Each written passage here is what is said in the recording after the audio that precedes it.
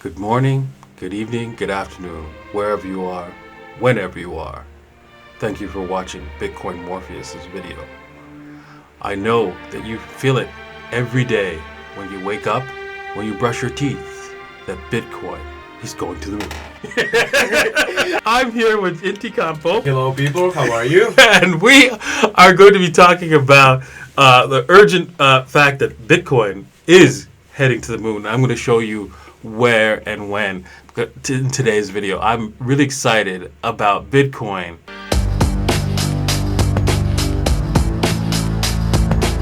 It's not going to break the 10,000. I don't see that happening. It's possible, but I think we're going to a new trajectory going forward, and I'm going to be showing you that today. And so if you're all excited about that, stay tuned. But before that, before we get into the TA of the day, Inti's got a few words to say. Yes, as always people, it's worth to remind you that this video is for entertainment purposes only and this is not financial advice. Please do your own research before putting any of your hard-earned money on the matrix.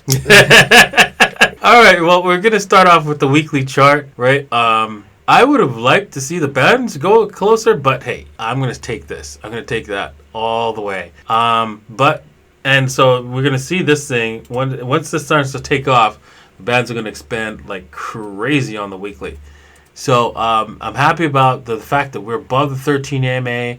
I really think that this time, this week, even if we dip down a little bit, because we're going to talk about that, it might dip down a little bit before we go higher. And then once we're done this, just dipping down here. We start dipping down here, and we're done dipping.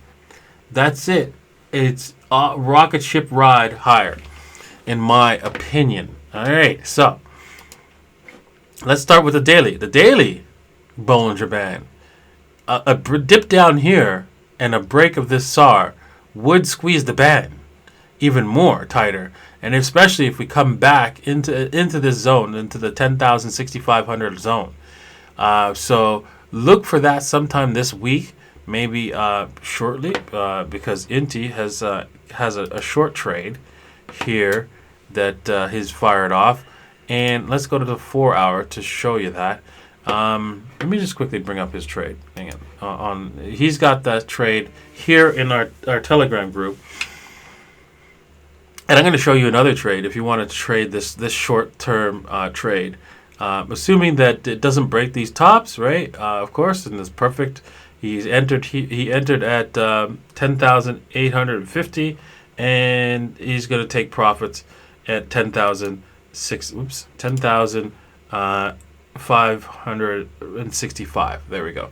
So he has his 3 reasons and why he's taking this trade. So excellent work, Inti. Let's see how well it plays out.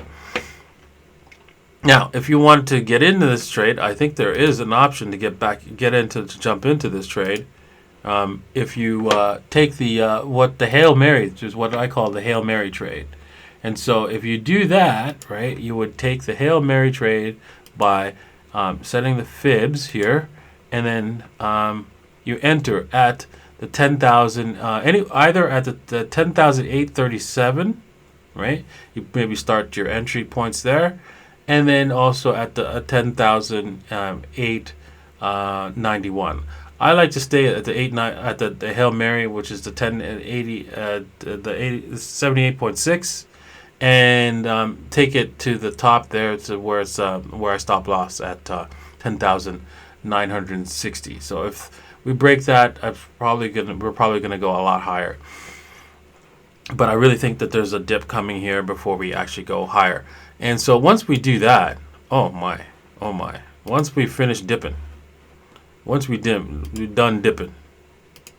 I really think Bitcoin, right? We'll do some spectacular moves here. So let's start off with something more. First off, let's start with a more conservative move, right? More conservative move. Let's go from here to there and copy.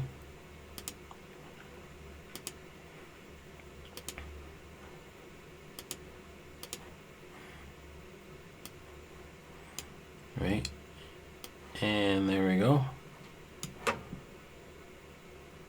So we're talking 14,000 is first stop here as one option for an AB equals CD flight to new highs, and another one which is probably just as strong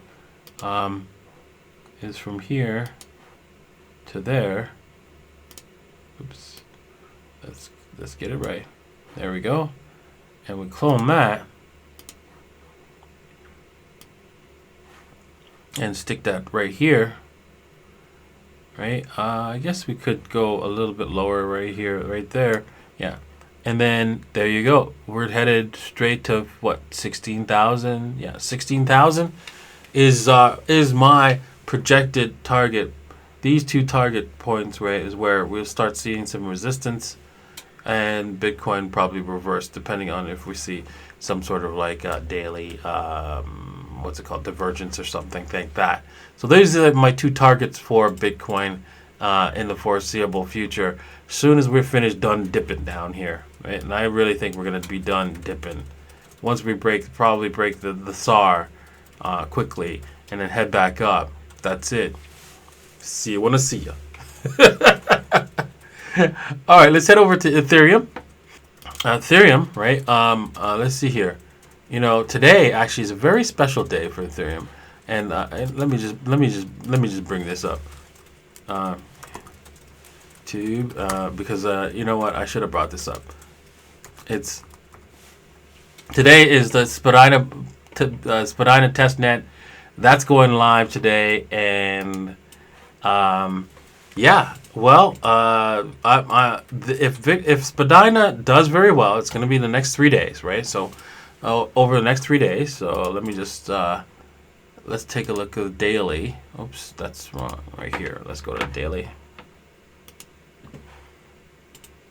All right, so we got 1, 2, 3 days after October 2nd. So we'll know pretty much on Saturday if Ethereum is going to go ahead with its with the Ethereum 2.0 tomorrow on Saturday. Now, actually, you know what? I'm going to discuss a little bit about the Ethereum 2.0 and how it works and stuff like that, because I'm really excited about how they've developed it and stuff like that, and I want to explain a little bit about that in today's video. But let's go on to TA. I think that it probably won't see much action until that weekend when they decide, okay, yes, the Spadina testnet went through successfully. It's going to be a very interesting thing if it does not go through very successful, because then it'll probably break this trend line here, and we're going all the way down. And then we have to hold the 3,308. Well, we don't have to hold that one. But the 280 is where I could see it heading up eventually, should the Spadina testnet fail. Well, let's hope that doesn't happen. But there's not much excitement going to be going on with Ethereum for the next little while. It might follow Bitcoin a bit on the 4-hourly, but other than that, there's not much you can say that could happen in the next little while. All right, so I want to talk a little bit about the Spadina testnet because it's very important information. What it is, right? How Ethereum 2.0 works is, imagine a large 64 engine plane, right? Because there's going to be 64 shards, right? Each of these shards run independently, separately. And so it'd be like a separate Ethereum node, a complete Ethereum, all running on a separate sort of like ETH, right? ETC, I mean, which is Ethereum Classic. Imagine them all running separately, but they're all controlled by one big fuselage, right? Imagine that 64 engine airplane. Well, actually, they're going to be taking off today. They're taking off a 63 engine airplane, and it's catching up to Ethereum 1.0, and it's like a little plane, and so it's going to be a separate engine, right? At the end, going, okay, I'm going to latch onto you, right, and fly. We're going to all go faster, a lot together. So if you can imagine that, a 63 jet engine flying up into the air and connecting with another airplane and making it an engine, right? That's how Ethereum 2.0 is basically. It's a complete rewrite from the ground up, right, and design so that it doesn't affect Ethereum 1.0 from running, and they won't even notice that they're running faster, because what's going to happen is that in order to get to another shard, you have to go into you have to like communicate with the fuselage and then decide which shard you want to go to. So, and don't worry about that. That will be transparent in the coming days of as they upgrade the wallet, of course. But you will have to, in the back end, you'll be moving to different shards in order to see better performance of your Ethereum, right, coins, so you don't have to pay such a huge fee, because say, you know what, one shard might be just doing Uniswaps and stuff like that, and another shard might be doing CryptoKitties or something like that. So yeah, it'll be a lot smoother. You'll see Ethereum running a lot faster, about 64 times faster than it already is, with 64 times more space. Of course, yeah, you might say, well, wait a second, trading might take up a lot more space than most other shards would, right? Let's just say that you have like just a trading shard, right? Where you have a bunch of traders on one shard. Yes, but generally traders are willing to pay the high fees, so it's going to be okay. I don't think there's going to be a big problem with that.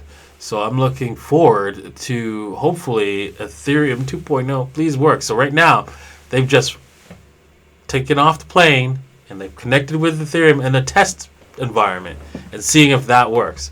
And if that works, we're going to see Ethereum 2.0.